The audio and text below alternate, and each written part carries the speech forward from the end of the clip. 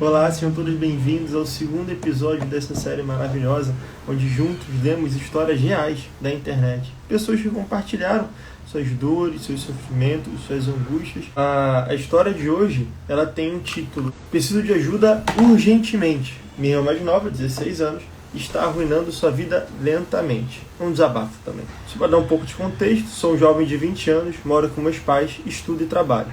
Meu pai é um trabalhador dedicado, trabalha muitas noites como caminhoneiro para sustentar a família, mas geralmente não está em casa por conta do trabalho. Minha mãe cria os outros 4 filhos sozinha e trabalha em uma creche nos fins de semana. Nossa família nunca foi rica, mas sempre tivemos o suficiente para sobreviver. Agora, sobre minha irmã, vamos chamá-la de Jéssica, né? Não é o nome real dela, mas é um bom nome fictício.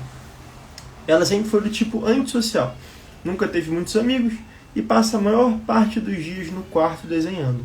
Fora isso, ela comia com a família e não causava muitos problemas. No entanto, nesse último ano, Jéssica piorou progressivamente. Hoje em dia, ela negligencia completamente a si mesma e o ambiente ao redor. Nunca interage com a família, não come nada além de batatas fritas sabor churrasco e Coca-Cola, dizendo que todos os outros alimentos estão sujos. Ela mal dorme e desenvolveu algo na mente que a faz acreditar que tudo está sujo, passando horas no banheiro, tentando limpar algo, mesmo que nunca tenha estado sujo. Ela se recusa a dormir na cama porque está suja, e nem mesmo abre uma porta sem usar um guardanapo para segurar a maçaneta. Sempre que minha mãe ou meu pai a confrontam sobre isso, ela simplesmente tem um colapso emocional e nunca muda de comportamento. Eu me sinto horrível pela minha mãe, que lida com os problemas dela todos os dias. Jéssica já fez chorar porque minha mãe simplesmente não sabe o que fazer, já que parece que Jéssica piora a cada dia. Nossa família não entende o problema dela. Precisamos desesperadamente de ajuda ou informações de como podemos resolver isso, trazer Jéssica de volta para uma vida que não seja miserável e autodestrutiva. Uma história tensa, uma história difícil, de um caso muito trágico, mas que afeta muitas pessoas com muita frequência, muito mais do que nós podemos imaginar, né? Isso, o que tudo indica, o que tudo parece, claro, né? Não estou dando um diagnóstico claro e fechado, apenas lendo um relato do irmão dela sobre o que vem acontecido. Porém, me parece muito, e meus colegas vão concordar comigo, me parece completamente um caso de TOC, transtorno obsessivo compulsivo, né? Bom, o que é o TOC? Né? O TOC ele é um transtorno, como o próprio nome diz, transtorno obsessivo, como alguém fica obsessivo com alguma questão, né? Nesse caso, fica obsessivo com a questão de limpeza. Em outros, fica obsessivo com algo está errado, algo não está dentro do padrão, algo vai dar errado, né? E fica apagando, acendendo a luz várias vezes antes de sair de casa. Em honra aqui ao Frei que acabou de entrar, toque religioso ou escrúpulos, né?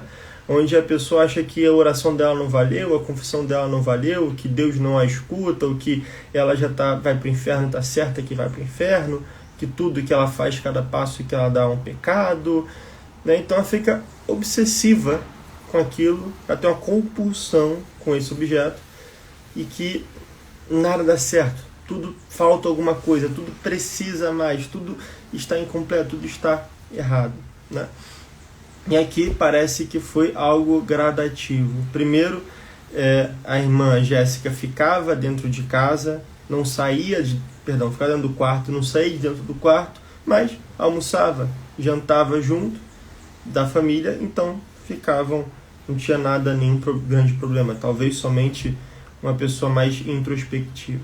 Porém, o toque foi surgindo, ela foi começando a ficar cada vez pior, achar que tudo está sujo, achar que tudo está contaminado e que ela precisa limpar tudo possível. Já tem um caso também de um homem que ele estava tomando banho, ao encostar no ladrilho, ele tinha que tomar outro banho. Encostava no ladrilho de novo, outro banho. Encostava no ladrilho, outro banho. Então, ele demorava muito tempo, quase 1 hora, para tomar apenas um simples banho, né? São casos muito graves, muito problemáticos, mas bom, o que nós podemos fazer como amigos, como parentes, né? Porque esse caso pode iniciar com qualquer um, conosco mesmo, né? E como lidar com uma pessoa que sofre com toque, que sofre com estas questões. Ora, a gente precisa dar apoio. Uma grande questão é que nós vemos o problema, queremos tratar, muitas vezes sabemos tratar aquela questão, mas a pessoa não quer. A pessoa não aceita. A pessoa não vê o problema dela. Como fazer, então? Existe uma questão da ética, né? Da liberdade individual, de cada um faz o que quer. E esse é um ponto importantíssimo. Essa liberdade de cada um que precisa ser guardada, né? A não ser, claro, que esteja tentando suicídio, atentando contra a própria vida, algo muito grave, essa liberdade precisa ser guardada. Isso em muitos casos. Isso em muitos casos. Não só nesse caso aqui, né? Essa liberdade precisa ser guardada. Imagina em nós aqui, né? Imagina nossa liberdade pessoal, nossa liberdade íntima fosse sempre violada porque outra pessoa acha que determinada ação, atitude seria melhor pra gente. E a gente não concorda. Imagina que triste, que desesperador seria viver uma vida assim, não é verdade?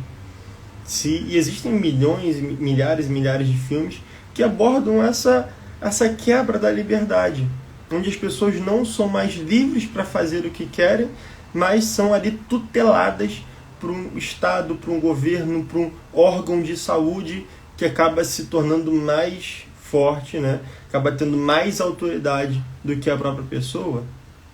Né? Existem milhares de filmes. Isso tem acontecido também no nosso mundo, né? Na realidade. De vez em quando vejo vídeos dos Estados Unidos, escuto histórias lá, mas também acontece aqui no Brasil, né? Do serviço de proteção ao menor, né? Algo ali ligado ao ECA, se fosse no Brasil, né? De tirar crianças da proteção paterna, materna, colocá-los sob tutela do Estado sem nenhuma justificativa plausível, sem nenhuma justificativa concreta, apenas por achismos, apenas por uma denúncia anônima, aleatória, e quando vai investigar foi motivado por inveja, motivado por uma certa rusga, né? Então imagina se a nossa liberdade fosse ameaçada. Se a gente não gosta, né, que a nossa seja ameaçada, não podemos também ameaçar a dos outros. E é esse o caso aqui da Jéssica. E parece que ela não tem ainda tentado contra a própria vida, né, causado um grande mal repentino súbito contra si, então não podemos, né, extrapolar a liberdade dela. Mas, como pessoas que amamos, como famílias, como amigos, podemos conversar sobre isso com frequência, conversar sobre esses casos, sobre a necessidade de procurar apoio, sobre o porquê ela deveria procurar ajuda, sobre o mal que acontece quando ela fica sozinha, isolada, antissocial, temendo tudo está sujo, que isso é um quadro clínico, que muitas outras pessoas já foram diagnosticadas com esse quadro clínico, que muitas outras pessoas já buscaram ajuda e conseguiram ajuda.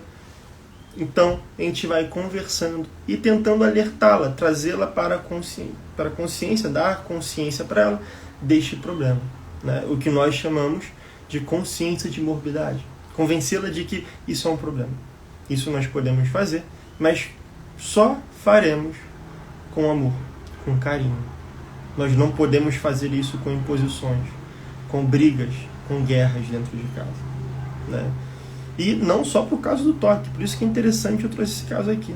Isso nos elucida para várias questões na nossa vida pessoal, por mais que a gente não tenha nada a ver com toque, né? Não tem ninguém com toque na nossa família. Isso nos elucida para várias questões pessoais.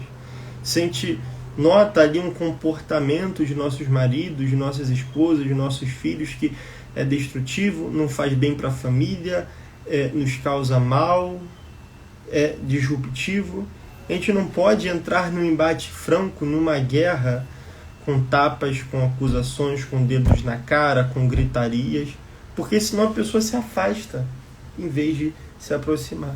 Devemos, com amor, com carinho, com cuidado, mostrar para ela o bem e o mal dessas coisas. Aí sim, né? Aí sim a gente consegue trazer para dentro, aí sim a gente consegue trazer para perto, aí sim a gente consegue elucidar um ponto que nós queremos tratar, que nós queremos trazer, e mostrar o porquê E assim convencer a pessoa de que, bom, faz sentido, né? Faz sentido andarmos por esse caminho, seguirmos por essa vereda. Então, é assim que a gente vai tratar, é assim que a gente vai conversar com alguém que não tem, com alguém que não está afim de se tratar. É sempre, claro, muito triste, né? Sempre, claro, muito triste, acho a melhor palavra mesmo, né? Para definir aqui essa questão da Jéssica, ela estar fechada para a família, estar fechada para amigos, né? Estar fechada para o tratamento, mas é esse caminho que a gente deve perseguir, tanto com a Jéssica aqui, tanto com as nossas casas, nossas famílias, nossos amigos, em casos que ali hajam comportamentos disruptivos, que tragam prejuízos para a pessoa, que tragam prejuízos para as pessoas próximas. Sempre se lembrem, né? Não é na guerra, não é no caos, não é na agressão, não é desrespeitando a liberdade individual que a gente vai conseguir alguma coisa. Pelo contrário, né? É buscando a via do amor, a via da compaixão, a via da proximidade. E, bom, vamos ler os comentários dessa história aqui. Deixa eu pegar aqui. Bom, um rapaz aqui que não está identificado, ele comentou: eu não sou um profissional, mas me parece que a sua irmã está com uma questão ali de toque por contaminação, exatamente o que a gente falou. E se estiver no seu financeiro, na capacidade financeira, bom, a terapia vai ser um bom caminho para ela gradualmente superar isso, né? Uma outra concepção aqui que é bom, né, a gente entender para aqueles que procuram terapia, é que a terapia não é uma mudança da noite para o dia, né? Eu tive casos que 2-3 meses resolveu mesmo. Eu tive casos que demoram, né? Está demorando anos e está sendo bem gradativo. Claro, cada caso é um caso.